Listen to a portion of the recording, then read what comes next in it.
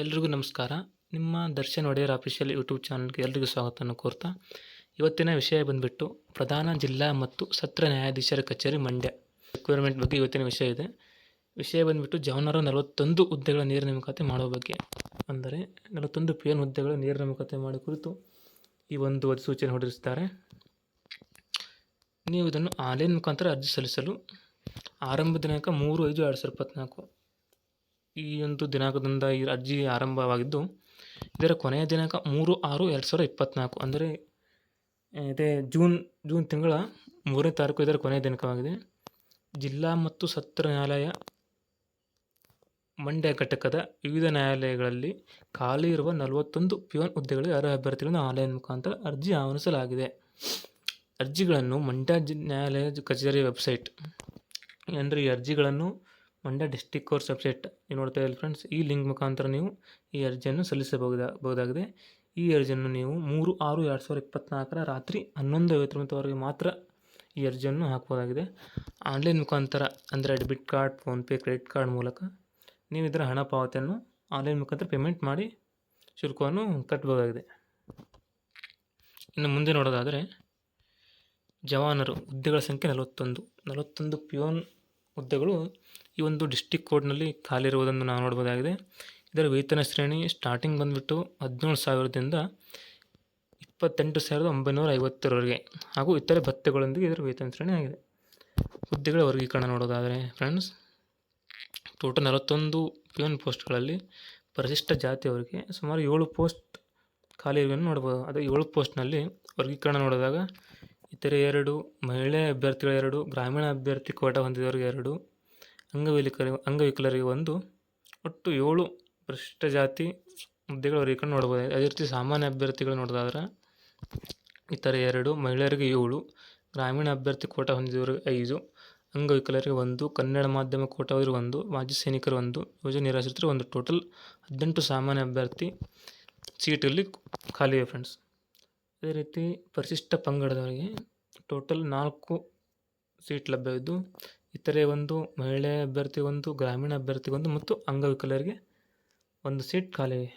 ಅದೇ ರೀತಿ category 1 total 41 PN ಹುದ್ದೆಗಳಲ್ಲಿ category 1 ಅವರಿಗೆ 2 ಸೀಟ್ ಖಾಲಿ ಇದ್ದು, ಅದರಲ್ಲಿ ಇತರೆ 1 ಮತ್ತು ಮಹಿಳಾ ಅಭ್ಯರ್ಥಿ 1 ಖಾಲಿ ಇದೆ ಫ್ರೆಂಡ್ಸ್. ಅದೇ ರೀತಿ ಪ್ರವರ್ಗ 2A ಅವರಿಗೆ ಟೋಟಲ್ 6 ಸೀಟ್ ಖಾಲಿ ಇವೆ. ಅದರಲ್ಲಿ ಇತರೆ 1, ಮಹಿಳಾ ಅಭ್ಯರ್ಥಿಗಳಿಗೆ 2, ಗ್ರಾಮೀಣ ಅಭ್ಯರ್ಥಿಗಳಿಗೆ 2, ಅಂಗವಿಕಲರಿಗೆ 1 ಒಂದಂತೆ ವರ್ಗೀಕರಣ ಮಾಡಿ ಸೀಟನ್ನು ಇದು ಮಾಡಿದ್ದಾರೆ.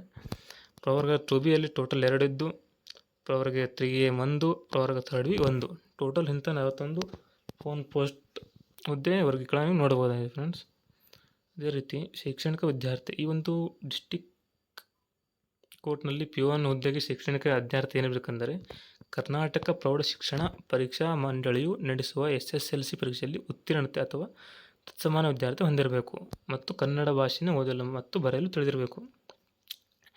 ಕರ್ನಾಟಕದಲ್ಲಿ SSLC ಅಥವಾ CBSE ಯಾವುದೇ ಇರಬಹುದು. ನೀವು SSLCಯಲ್ಲಿ ಉತ್ತಮ ಅಂಕವನ್ನು ಪಡೆದುಕೊಂಡ್ರೆ ಈ PN ಹುದ್ದೆಗೆ ಅರ್ಜಿ ಸಲ್ಲಿಸಬಹುದು ಸ್ನೇಹಿತರೆ. ಅದೇ ರೀತಿ ನಿಮಗೆ ಕನ್ನಡ ಮತ್ತು ಓದಲು ಬರೆಯಲು ಸ್ಪಷ್ಟವಾಗಿ ಬರ್ತಿರಬೇಕು. SSLC ವಿದ್ಯಾರ್ಥಿಗೆ ತತ್ಸಮಾನ ವಿದ್ಯಾರ್ಥಿಗಳು, ಇದೇ ಹೇಳಿದಾಗೆ CBSE ಮತ್ತು ICE ಮಂಡಳಿಯು ನಡೆಸುವ ಕ್ಲಾಸ್ 10 ಪರೀಕ್ಷೆ, ಇತರೆ ರಾಜ್ಯ ಸರ್ಕಾರದಿಂದ ಪರೀಕ್ಷಾ ಮಂಡಳಿಗಳಿಂದ ನಡೆಸುವ ಕ್ಲಾಸ್ 10 ಪರೀಕ್ಷೆದವರು ಸಹ ಈ ಒಂದು ಹುದ್ದೆಗೆ ಅರ್ಜಿಯನ್ನು ಸಲ್ಲಿಸಬಹುದು. National institute of open schooling NIOS ವತಿಯಿಂದ ನಡೆಸುವ ಪ್ರೌಢಶಿಕ್ಷಣ ಕೋರ್ಸ್ ಮುಖಾಂತರ SSLCಯನ್ನು ತೆರೆದವರು ಸಹ ಈ ಅರ್ಜಿಯನ್ನು ಸಲ್ಲಿಸಬಹುದು. ಅದೇ ರೀತಿ KOS ಕರ್ನಾಟಕ ಪ್ರೌಢಶಿಕ್ಷಣ ಪರೀಕ್ಷಾ ಮಂಡಳಿಯು ನಡೆಸುವ ಪ್ರೌಢಶಿಕ್ಷಣ ಮಟ್ಟದ ಕೋರ್ಸ್. ಅದರ ತದನಂತರ ಆಯ್ಕೆ ವಿಧಾನಕ್ಕೆ ಬಂದರೆ, ಕರ್ನಾಟಕ ಅಧೀನ ನ್ಯಾಯಾಲಯಗಳ ಲಿಪಿಕ ಮತ್ತು ಇತರೆ ಹುದ್ದೆಗಳು ನೇಮಕಾತಿ ತಿದ್ದುಪಡಿ ನಿಯಮಗಳು 2021 ಅನ್ವಯ ನಡೆಸಲಾಗುತ್ತದೆ. 10ನೇ ತರಗತಿಯ ಗರಿಷ್ಠ ಅಂಕಗಳ ಆಧರಿಸಿ ಒಂದು ಹುದ್ದೆಗೆ 10 ಅಭ್ಯರ್ಥಿಗಳು ಮಾತ್ರ ಸಂದರ್ಶನ ಕರೆಯಲಾಗುವುದು. ಇಲ್ಲಿ ನೋಡಿ ಸ್ನೇಹಿತರೆ, ನಿಮ್ಮ SSLCಯ ಗರಿಷ್ಠ ಅಂಕಗಳನ್ನು ಆಧರಿಸಿ ಗರಿಷ್ಠ ಪರ್ಸೆಂಟೇಜನ್ನು ಅವರು ತೆಗೆದುಕೊಂಡು 1:10 ಅಂದರೆ 41 ಹುದ್ದೆಗಳಿಗೆ 410 ವಿದ್ಯಾರ್ಥಿಗಳನ್ನು ಆಯ್ಕೆ ಮಾಡಿ ಅದರಲ್ಲಿ 1:10 ಅಂತೆ ಇವತ್ತು 41 PN ಪೋಸ್ಟ್ ಹುದ್ದೆಗೆ ಆಯ್ಕೆಯನ್ನು ಮಾಡ್ತಾರೆ. ಈ ಇದನ್ನು ನೋಡಿದಾಗ ನಿಮ್ಮ SSLC ರಿಸಲ್ಟ್ 90ರಿಂದ 99, 100 ಇದರಿಂದ ಒಳಗಡೆ ನಿಮ್ಮ ರಿಸಲ್ಟ್ ಅಂಕಗಳು ಬಂದಿದ್ದರೆ ಈ ಒಂದು ಹುದ್ದೆಗೆ ಅರ್ಜಿಯನ್ನು ಸಲ್ಲಿಸಬಹುದಾಗಿದೆ. ಹಾಗೂ ಆಯ್ಕೆಯಾಗುವ ಸಮೀಕ್ಷೆ ಹೆಚ್ಚಿನದಾಗಿ ನಾವು ಕಾಣಬಹುದು ಸ್ನೇಹಿತರೆ.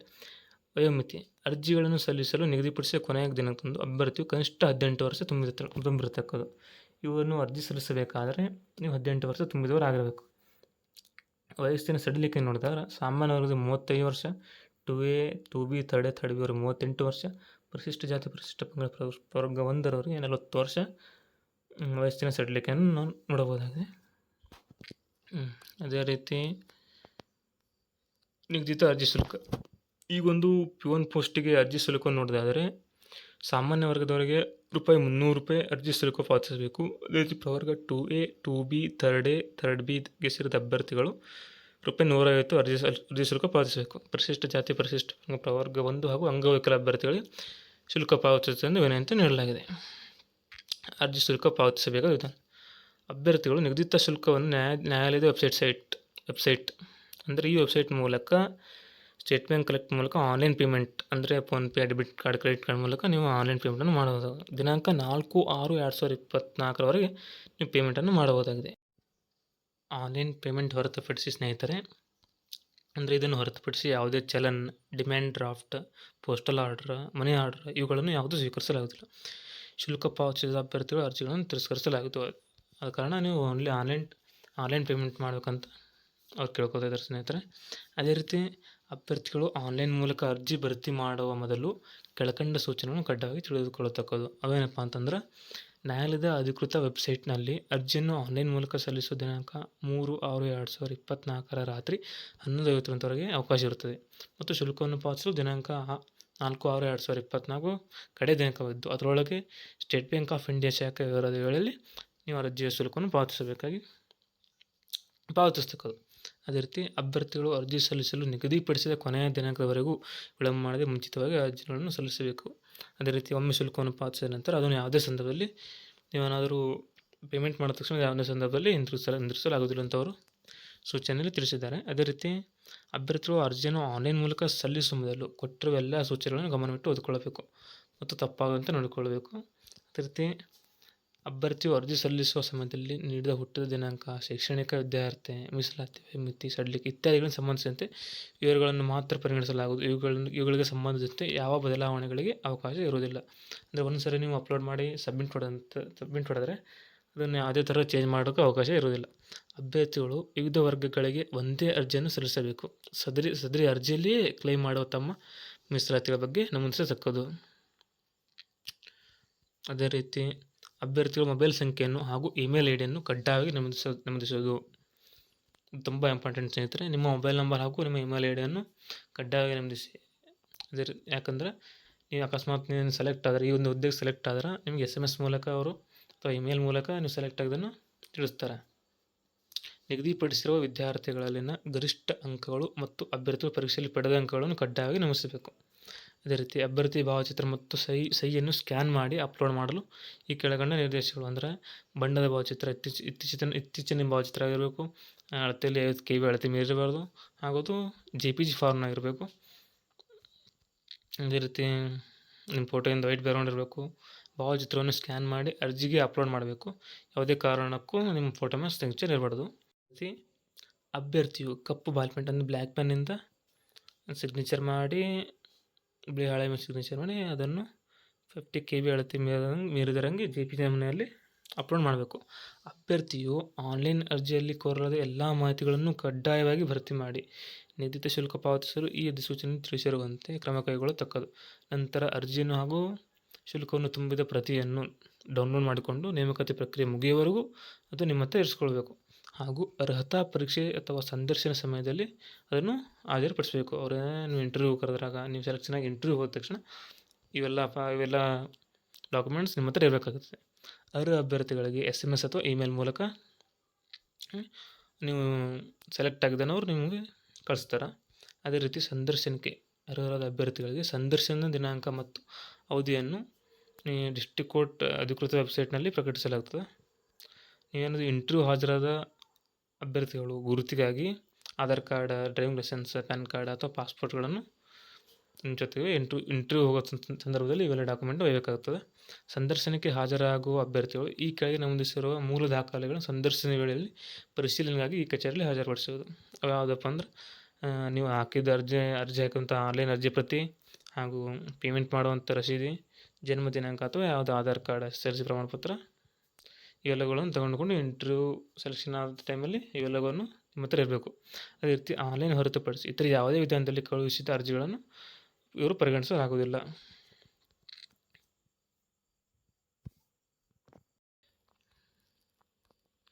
ಈ ಒಂದು PDF ಲಿಂಕ್ ಬೇಕಾದರೆ ನಾನು ಟೆಲಿಗ್ರಾಮ್ ಗ್ರೂಪಲ್ಲಿ ಹಾಕಿರ್ತೀನಿ. ಈ ಒಂದು P1 ಹುದ್ದೆಗೆ ಬೇಕಾಗುವಂಥ ದಾಖಲೆಗಳು, ಅರ್ಜಿಯನ್ನು ಬೇಕಂದ್ರೆ ಡಾಕ್ಯುಮೆಂಟ್ಸ್ ಯಾವ ಬೇಕಂದ್ರೆ ನಿಮ್ಮ ಒಂದು SSLC ಅಂಕಪಟ್ಟಿ, ನಿಮ್ಮೊಂದು SSLC ಮಾರ್ಕ್ಸ್ ಕಾರ್ಡ್ ಹಾಗೂ ವಿದ್ಯಾರ್ಥಿ ಬಗ್ಗೆ ಅಂಕಪಟ್ಟಿ, ಅದೇ SSLC ಮಾರ್ಕ್ಸ್ ಕಾರ್ಡ್ ಬೇಕಾಗುತ್ತದೆ. ಅದೇ ರೀತಿ ನಿಮ್ಮ ಇನ್ಕಮ್ ಕಾಸ್ಟ್ ಸರ್ಟಿಫಿಕೇಟ, ಪರಿಶಿಷ್ಟ ಪಂಗಡ ಪ್ರವರ್ಗ 1, 2A, 3B ಮೀಸಲಾತಿಯನ್ನು ಕ್ಲೈಮ್ ಮಾಡುವ ಅಭ್ಯರ್ಥಿಗಳು ಕರ್ನಾಟಕ ಸರ್ಕಾರ ನಿಗದಿಪಡಿಸಿದ ನಮೂನೆಯಲ್ಲಿ ಸಕ್ಷಮ ಪ್ರಾಧಿಕಾರವು ನೀಡಿದ ಪ್ರಮಾಣ ಪತ್ರವನ್ನು ಸಲ್ಲಿಸಬೇಕು. ಅದೇ ರೀತಿ ಗ್ರಾಮೀಣ ಮೀಸಲಾತಿಯನ್ನು ಕೋರುತ್ತಾ ಅಭ್ಯರ್ಥಿಗಳು ರೂರಲ್ ಕೋಟಾ ಅಂತ ನಿಮ್ಗೆ ಒಂದು ಇದು ಬರುತ್ತೆ. ಆ ಸರ್ಟಿಫಿಕೇಟನ್ನು ಗ್ರಾಮೀಣ ಕೋಟಾ ಕ್ಲೈಮ್ ಮಾಡಬೇಕಂದ್ರೆ ಅದೊಂದು ಒಯ್ಯಬೇಕು. ಅದೇ ರೀತಿ ನೀವೇನಾದ್ರು ಅಂಗವಿಕಲ ಮೀಸಲಾತಿಯನ್ನು ಕೋರುವ ಅಭ್ಯರ್ಥಿಗಳಿದ್ದಾರೆ, ಈ ಬಗ್ಗೆ ಜಿಲ್ಲಾ ಮಟ್ಟದ ವೇದಿಕೆ ಮಂಡಳಿಯ ಪ್ರಮಾಣ ಪತ್ರವನ್ನು ಪಡೆದು ಸಲ್ಲಿಸಬೇಕು. ಅದೇ ರೀತಿ ನೀವೇನಾದರೂ ಕನ್ನಡ ಮಾಧ್ಯಮ ಕೋಟಾವನ್ನು ಕ್ಲೈಮ್ ಮಾಡೋರಾದರೆ ಕನ್ನಡ ಮಾಧ್ಯಮ ಸರ್ಟಿಫಿಕೇಟನ್ನು ಒಯ್ಯಬೇಕಾಗುತ್ತೆ. ಅದೇ ರೀತಿ ಯೋಜನಾ ನಿರಸಿತರು, ಮಾಜಿ ಸೈನಿಕ ಮೀಸಲಾತಿ, ಸೇವಾನಿವೃತ್ತ ಅಭ್ಯರ್ಥಿಗಳು, ಹೀಗೆ ಯಾವ ಮೀಸಲಾತಿಯನ್ನು ನೀವು ಹೊಂದಿರ್ತೀರ ನೋಡಿ ಸ್ನೇಹಿತರೆ, ಆ ಒಂದು ಕ್ಲೈಮ್ ಸರ್ಟಿಫಿಕೇಟನ್ನು ನೀವು ಅರ್ಜಿ ಹಾಕುವಾಗ ನಿಮ್ಮ ಹತ್ರ ತೆಗೆದುಕೊಂಡು ಹೋಗಬೇಕಾಗುತ್ತೆ. ರೀತಿ ಎಲ್ಲ ಡಾಕ್ಯುಮೆಂಟ್ನೊಂದಿಗೆ ನಿಮ್ಮೊಂದು ಫೋಟೋ, ಸಿಗ್ನೇಚರನ್ನು ಇದರೊಂದು ಒಯ್ಯಬೇಕಾಗುತ್ತದೆ. ನಿಮ್ಮ ಒಂದು ಪರ್ಸೆಂಟೇಜ್ SSLC ಪರ್ಸೆಂಟೇಜ್ ಏನಾದರೂ 90ರಿಂದ 90 ಮೇಲ್ಗಡೆ ಆಗಿದ್ದರೆ ಈ ಒಂದು ಅರ್ಜಿಯನ್ನು ಹಾಕೋದು ಸೂಕ್ತ ಸ್ನೇಹಿತರೆ. ಯಾಕಂದರೆ ಈ ಕೋವಿಡ್ ಬ್ಯಾಚ್ ಇವೆಲ್ಲ ನೋಡಿದ ತಕ್ಷಣ ಜಾಸ್ತಿ ಕಟಾಫ್ ಬಂದುಬಿಟ್ಟು 90% ತೊಗೊಂಡವ್ರ ಮೇಲೆ ನಿಂತಿದೆ. 90, 95, 96 ಈ ಥರ ಇದರ ಕಟಾಫ್ ಬಂದಿರುತ್ತೆ. ಆದ ಕಾರಣ ನೀವೇನಾದರೂ 90 ಮೇಲೆ ನಿಮ್ಮ ಪರ್ಸೆಂಟ್ ಇತ್ತಪ್ಪ ಅಂತಂದರೆ, ಅದೇ ರೀತಿ ನಿಮಗೇನಾದರೂ ಈ ಹುದ್ದೆ ಮೇಲೆ ಇಂಟ್ರೆಸ್ಟ್ ಇತ್ತು ಅಂದರೆ, P1 ಹುದ್ದೆ ಆಗಬೇಕಂತ ಇಂಟ್ರೆಸ್ಟ್ ಇತ್ತು ಅಂದರೆ ಇದಕ್ಕೆ ಅರ್ಜಿ ಸಲ್ಲಿಸಿ ನೀವು ಆಯ್ಕೆ ಆಗ್ಬೋದು ಸ್ನೇಹಿತರೆ.